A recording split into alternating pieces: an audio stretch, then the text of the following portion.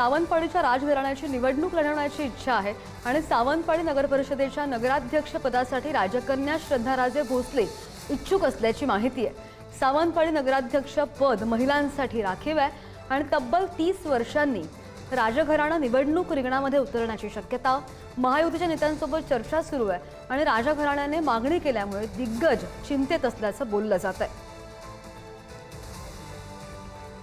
मला फक्त हे म्हणायचं आहे की राजकारण माझा क्षेत्र नाही आहे, पण मला शिकायचं आहे।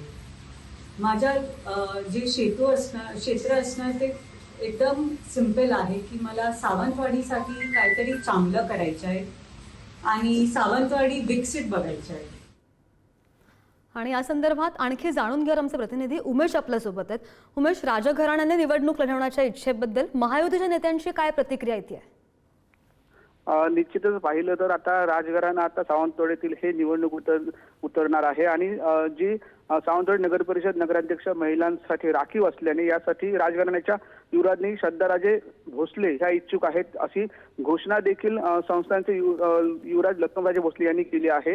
काल त्यांनी पत्रकार परिषद घेतली होती त्यावेळी त्यांनी सांगितलं आणि तशाच पद्धतीने महायुतीशी बोलणं देखील सुरू आहे आणि त्यामुळे आता महायुतीमध्ये जे इच्छुक नेते आहेत, नेते मंडळी आहेत, त्यांच्यामध्ये कुठेतरी त्यांचे पत्ते कट होणार अशी एक परिस्थिती दिसत आहे। कारण 30 ते 35 वर्षानंतर ही राजघराणा आता निवडणुकीत उतरत आहे। कारण काही वर्षापूर्वी शिवमराजे भोसले आमदार होते आणि त्यानंतर आज नगर परिषद निवडणुकीत सहभागी होण्याची इच्छा राजघराण्याने व्यक्त केली आहे। त्यामुळे सांस्कृतिक, सामाजिक आणि क्षेत्राची काम करण्याची इच्छा असल्याने युवराजांनी बोलून दाखवलं आहे। त्यामुळे आता महायुतीमध्ये नेमकं आता तिकीट कोणाला मिळणार हे देखील पाहावं लागणार आहे। कारण महिला राजा आहे आता सिंधुदुर्गातील सावंतवाडीमध्ये महिला नगराध्यक्ष पद पडलेलं राखीव आणि त्यामुळे कुठेतरी परिस्थिती आता बघायला लागेल नेमकी राजघराण्याला नगराध्यक्ष पद दिलं जात आहे की इच्छुक आहे त्यांचं म्हणणं काय आहे हे देखील वरिष्ठ नेते आहेत ऐकून घेतील आणि त्याच्यानंतरच निर्णय घेतील। पण इच्छा व्यक्त केल्या असल्यामुळे बऱ्याच जणांचे पत्ते कट होणार आहेत हे तरी आपल्याला एकंदरीत दिसत आहे।